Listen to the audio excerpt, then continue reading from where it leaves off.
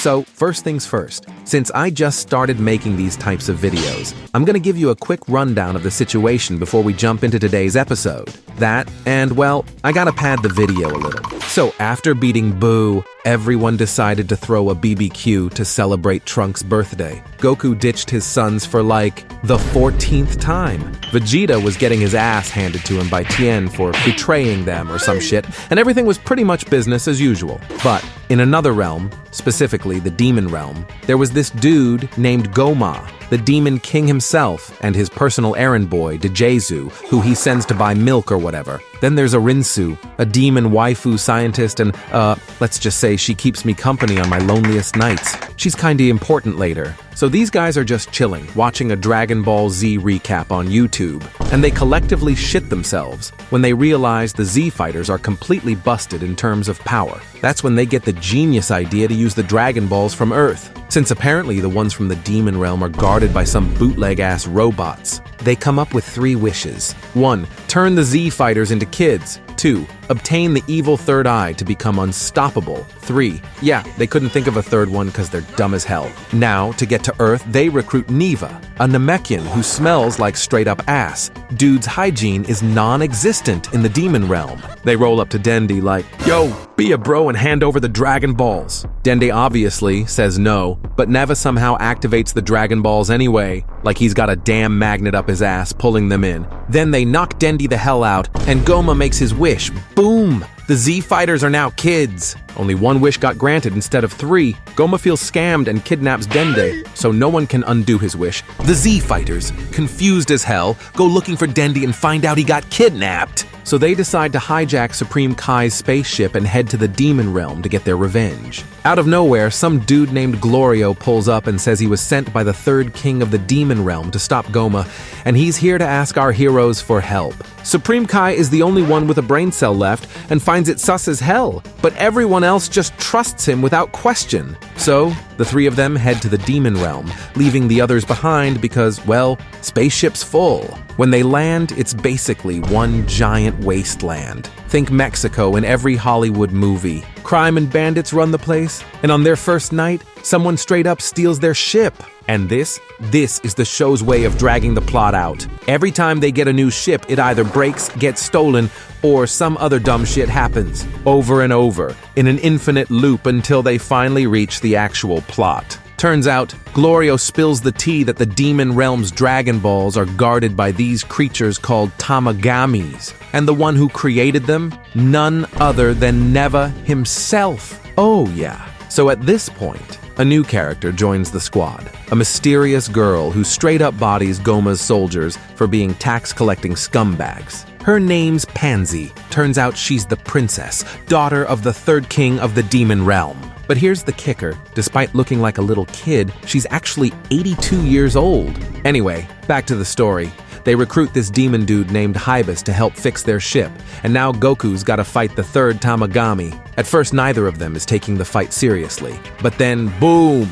Shit escalates real quick. The battle gets intense, and Goku seals the deal with a Kamehameha straight to the dude's family jewels. But instead of just handing over the Dragon Ball, every single one of these damn Tamagotchis has a riddle you gotta solve first, for no reason whatsoever. Goku somehow manages to crack it, so yeah, 1 Dragon Ball secured. Meanwhile, over in Goma's castle, the bad guys finally realize that Arinsu, you know, the demon scientist waifu, was secretly collecting Majin Buu's essence back when they fought him. But why? No clue. Turns out she's been working with some old hag named Marba, who was the original creator of Majin Buu. Thanks to Arinsu's samples, they whip up a brand new monster, Majin Ku. They send this dude off to fight the first Tamagami for its Dragon Ball. But yeah, that didn't go too well. My guy gets absolutely bodied and ends up tapping out like a little bitch. He tries making excuses to Arinsu so she won't fire him, but she's already cooking up something worse. She heads over to the witch and dumps even more of Buu's essence into the mix. And boom,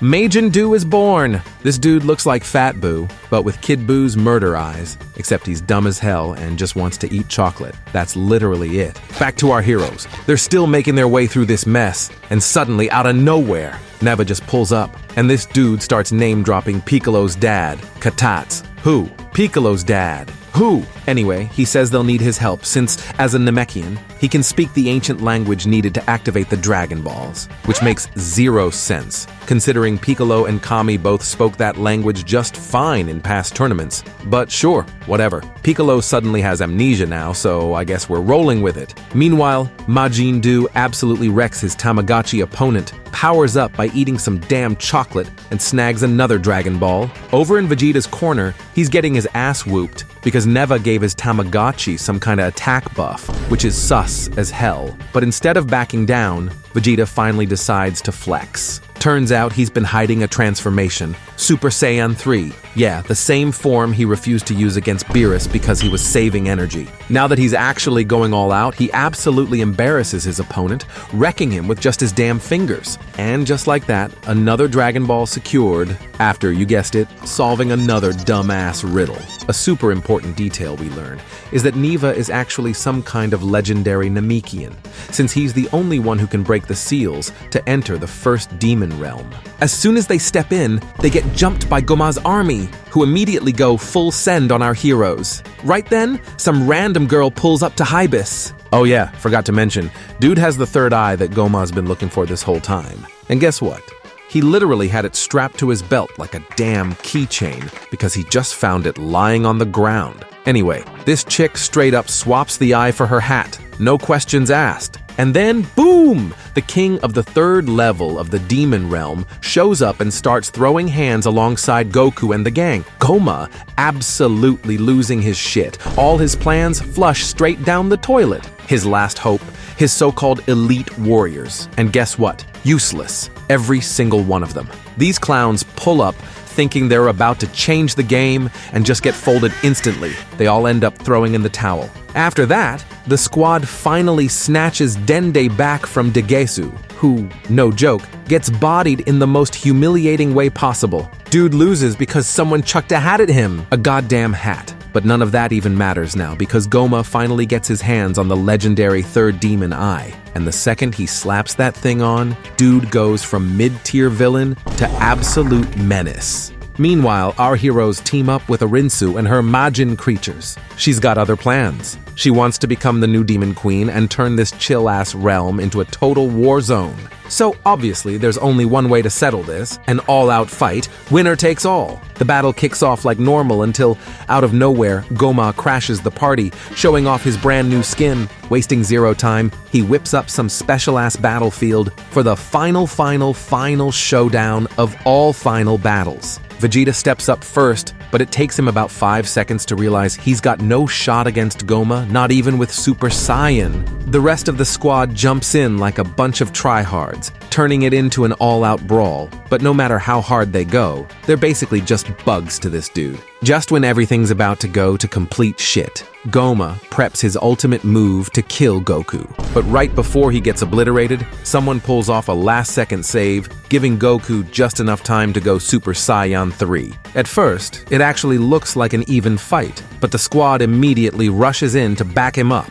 To give Majin Buu a boost, they hand him a magic cookie that somehow makes his hair grow out like a Super Saiyan 3. Everyone goes all out, throwing their best moves at this bastard. But of course, Majin Buu runs out of gas first. Goma fires off some OP energy blast, knocking everyone the hell out. Everything seems lost, until the almighty power of plot armor kicks in. Turns out, Neva can awaken Goku's hidden potential, blessing him with a brand new transformation, Super Saiyan 4, except now it's somehow canon, but in chibi form. Goku, now rocking a fresh cut, new hair color, and some massive ape hands, rushes at Goma ready to beat the absolute shit out of him. At first, it actually looks like this might be the final battle, but even after a combined super attack, and Goku's strongest Kamehameha yet, it's still not enough. Goma just laughs in his face, hits him with a Fortnite dance, and then uses his eye power to trap Goku, draining him completely. Meanwhile, it looks like Glorio is about to betray the squad, but then, plot twist. He has a whole-ass flashback of his time with Goku.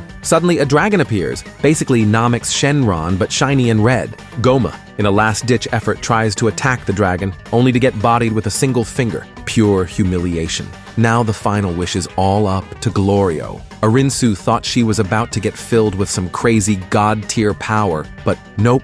Turns out, the only thing that happened was that Goku and his buddy turned back into adults. Vegeta, meanwhile, is foaming at the mouth, ready to beat the ever-loving shit out of Goma. As the fight escalates, he taps into Super Saiyan 3, pushing himself to the absolute limit and leaving Goma shaking like a chihuahua in a thunderstorm. Vegeta gives him zero breathing room, absolutely dog-walking him. But no matter how many times Vegeta ends Goma, this bastard just keeps coming back. And obviously it's all thanks to that broken-ass third eye. Vegeta's completely out of gas after going all out with his strongest attack. Dude can't even stand straight anymore. Meanwhile, Arinsu starts flipping through some magic-ass book that apparently has the key to finally ending this bastard once and for all. Turns out, the only way to get rid of that broken-ass third eye of his is by smacking him in the back of the neck. 3 times. That's it. Everyone's trying their absolute best to come up with a game plan, but they all know damn well that Vegeta's too proud to let anyone step in. That's when Bulma pulls up and straight up drops the nuke on him. Vegeta, if you don't stop fighting right now, I swear to God, you're never playing with my Jigglypuffs in the bathtub again. Vegeta freezes. Man powers down in 0.0001 seconds. No thoughts, just obedience. With him out of the way, they finally go for the plan. Goku steps up to flex on Goma with all his forms, casually hitting Super Saiyan 4 like it's nothing, leaving Vegeta in the dust again. And just like that, episode 19 of Dragon Ball Daima comes to a close. If you liked the video, drop a like and hit up the comments. Do you think Dragon Ball Super just got completely yeeted out of canon? Or are you 100% convinced this is all just Goku dreaming after knocking up Chi-Chi for a 3rd time, meaning everything we saw was straight up pointless? Let me know your wildest theories down below. Also, hit that subscribe button. Seriously, it helps a ton. And with that, I'm out. Catch y'all in the next one. Peace.